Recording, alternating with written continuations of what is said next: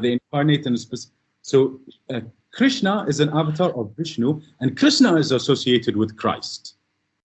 Oh, Krishna, yes, Krishna and So Christ. apparently, the Kriya yogis believed that Jesus, the man, was initiated in the Kriya Yoga tradition. He came to India and was taught Kriya. Oh, so that would make sense because Christ is a title.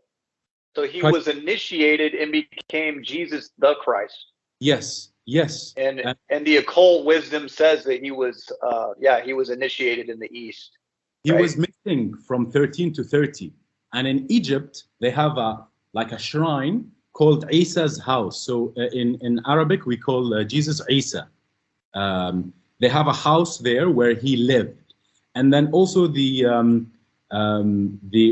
Dalai Lamas have documents of Isa being around and them kind of speaking to him. So so you fully believe that it was a real man that incarnated?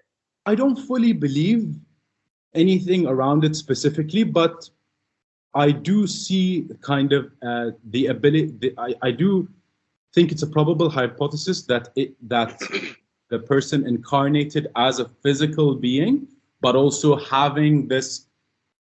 talking about accessing non-material planes of existence. So much like me and you can access the Christ energy, and when we're just normal human beings, yes, the Jesus aligned to it, the archetype, and became the Christ and ascended. That makes sense to me. So I'm much more likely to believe that there was an actual literal man, Jesus of Nazareth, that became Christ-like through initiation. But he's definitely not the only one that's ever done that. Definitely not. No, not at all. Not at all. Okay, so I think so. Yeah, what do you think of Crowley and magic and? Oh man, I have been very turned off by it. I'm not gonna lie. I was very turned off by Crowley. It was very decadent, and it reminded me of the black magic magicians and the Illuminati and Jacob Frank and them, that their whole philosophy was that we're just going to be as debaucherous and as evil as possible to bring God to the planet to fix everything. And when I found out about him, I was already like that. I was already very into drugs and sex and all that. So I didn't want to have anything to do with that. Yeah. But I know there's something to it. And I know there's something to demonology and ceremonial magic. Yes. Because when I'm outside of my body in the astral realm projecting, I can manifest familiars or plasma beings. You essentially, with your heart and your mind, can create an entity out of energy, out of plasma, and kind of breathe life into it and give it an objective. And the more you hold your consciousness on it, the longer it stays alive. But if you take your attention away from it, it slowly evaporates and just goes away, like a ghost, like a vapor. So I think that these magicians over hundreds of years, I mean, they probably got a lot of their stuff from what we were just talking about with the Egyptians and Sumerians. They'll say also, they'll say they got it from Thoth. He's the father. And then the original 007, right? What was his name? No idea. He was the magician that sunk a whole fleet of ships that were attacking England. Oh, John Dee. Yeah, there was John Dee. I was infatuated with him, but Crowley just always turned me off, man. Yeah. Something about him, I just didn't like it. Yeah, but so I don't know much about him really. The idea of high ceremonial magic, you say demonology, but the whole kind of literature around it is that they're invoking angels. So they're invoking Abrahamic angels like Gabriel, Michael, all of these angels that are detailed in the Bible. So if that's the case, then I've done my own magic. because I often commune with archangels, and which I believe are plasma beings that are also associated with the planets, and they kind of exist in our solar system as like watchers and spiritual hierarchies. And I've seen them. They've had plasma beings manifest in front of me many, many times and help me when I'm attacked. But I'm just so novice. I mean, I need to look into that, because I think I'd probably learn a lot. Ceremonial magic. I think what you're gonna ask? I was just gonna say, because I just go off of my own, like, kind of like a drunken master, I just you're definitely I get into master. I get into a lot of trouble because I don't know exactly the proper techniques or etiquette when I'm being attacked out of body. And I'll just that's what taught me, though, kept getting in trouble and attacked. That's what taught me the attention intention and how powerful that is, and the telekinesis and all the powers outside of the body. But if I actually sat down and read the fucking rules to ceremonial magic, I'm sure I'd learn a lot. Probably not get in trouble. Often I think about the circle that you can make around your bed, or I need to do that. Protect you, basically. Like, the kind of thing around it is you can have deities or angels or whatever that are on your side that will protect you in the realm. This is like a tarot deck of angels, and they have all the Abrahamic angels here. This might be, so Metatron, Michael, and then it says what his name means, and all of that, and the sigils and all that stuff. But also, again, a lot of the ceremonial stuff is centered around Yahweh. And if Yahweh is Kronos, is Anu, then I don't feel very kind of safe or comfortable, because this can be the kind of black magic stuff you're talking about. This can be, I'm astral projecting, I'm doing a lot of good, but in reality, you're being kind of fooled or one is being fooled to think they're doing good, but in reality, it's like just black magic on yourself kind of thing. I don't personally believe that Yahweh or Saturn is evil, Okay. So these entities are attached to the planets, and then if you look at the planets like chakras, they're portals essentially too, right? I look at Saturn like a root chakra for the solar system, essentially where the souls incarnate through. And then if they work their way up the chakra channel, they can leave through the sun, through the star. And that's just the way I look at Saturn. I used to think it was just this evil planet, and I was like, there must be so many demons inside that planet, But after listening to some Rudolf Steiner stuff, where he talked about this tier of angelic beings called what the hell are they called? The spirits of form. No, the thrones. They're called the thrones. Thrones, yeah. And they're above archangels. Yeah. And they're associated with the planets. And then the Law 1, I remember, after listening to Rudolf Steiner talk about how there's angelic beings above archangels working in Saturn as like a watcher kind of role, that like a school teacher for the solar system kind of. Is that the seraphim also? Is that the seraphim? I believe they're above that. Well, actually, yes. No. Cherubim and seraphim. And then the thrones, yes. That's the Ochi. And then spirits of form, I believe is what they're called. What the hell was I saying? But yeah, Saturn I don't think is evil. I think what happened was it became Kronos, or the demiurge, because of the evil in the solar system that harnessed its power. Do you know what I mean? And had humanity worship it and amplify it. Yes. And then in existence, when you stagnate in any particular energy, that's where entropy and suffering and evil comes from, really. You know what I mean? Because we're supposed to keep flowing and moving. So we just got bombarded with Saturn, and it created this whole matrix, this prison planet, essentially. I don't know if the same thing could have happened with, let's say, Jupiter.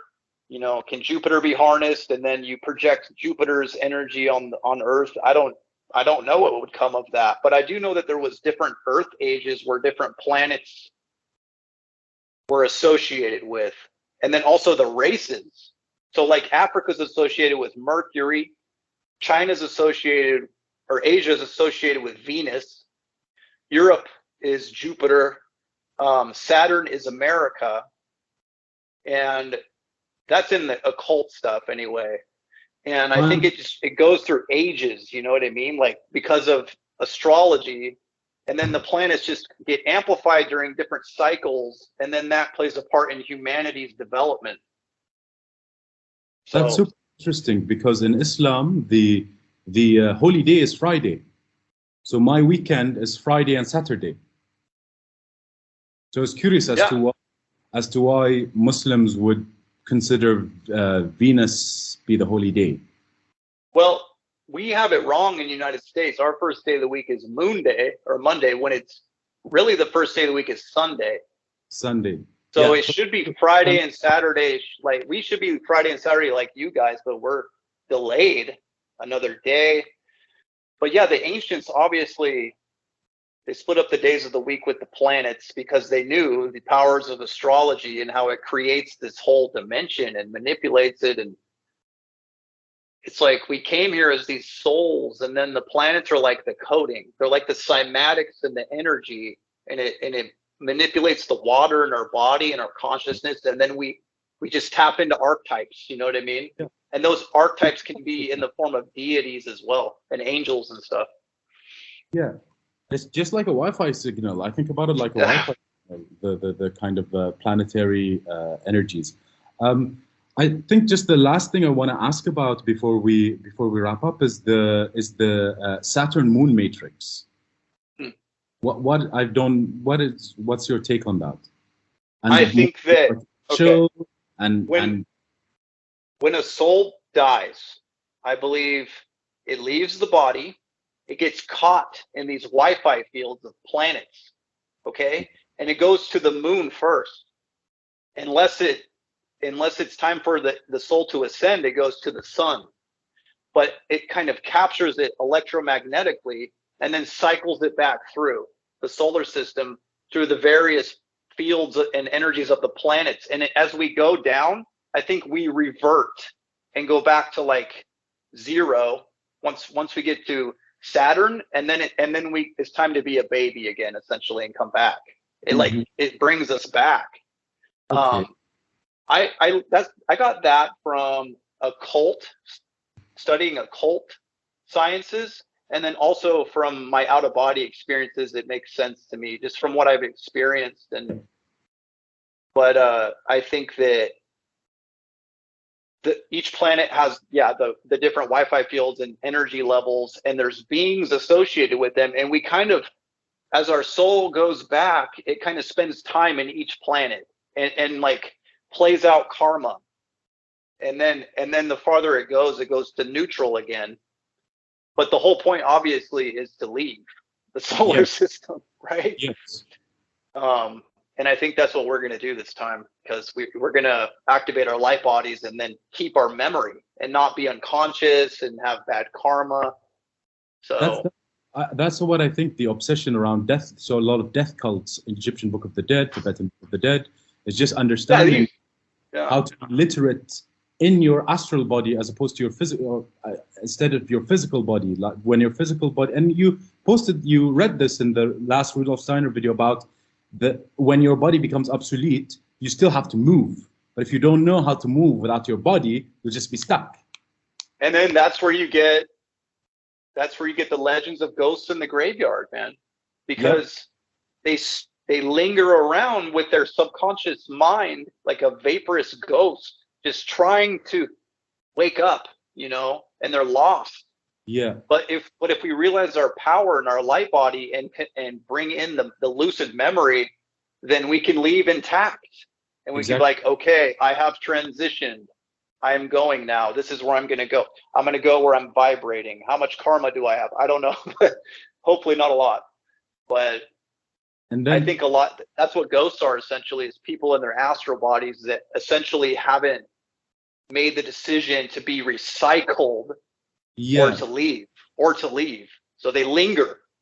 Yeah, the stuff so I heard Damon Eccles talk about this. He says ghosts are the people who die suddenly, who are unable to go through the reincarnation realm.